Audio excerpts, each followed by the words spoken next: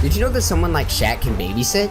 But wait, for money, or was it to get something else? And how can babysitting lead you to invest in one of the widely used search engines, Google? Well, this might seem something unfamiliar, but this is what happened with Shaquille O'Neal. Only babysitting for a few minutes cleared his road towards Google, but how all that happened and how such a gigantic guy got involved in babysitting in the first place is crazy.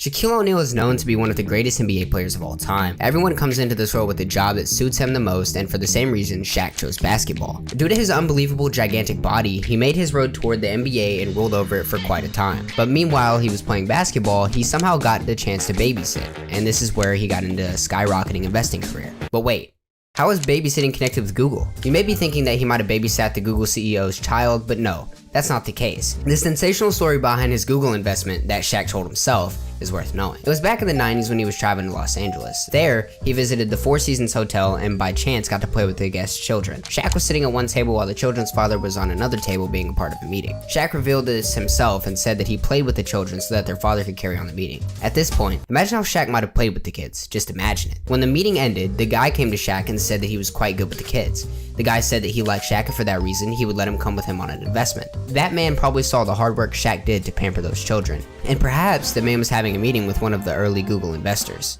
At that time, Shaq didn't know what Google was. Even quite a few people knew that something like Google existed and that it would become the world's most used search engine. That man told Shaq that in the future, you could type on your phone and search anything you want, anywhere you want, and get the answer for anything you want. It was not the promising profit Google could offer, but it was the tone the man used to ask Shaq the question that triggered him. So Shaq really invested in Google and confessed himself that it was an investment that gave him a major return. We cannot sum up the money that Shaq might have made, but when he said it was big, it really meant it was quite a big profit.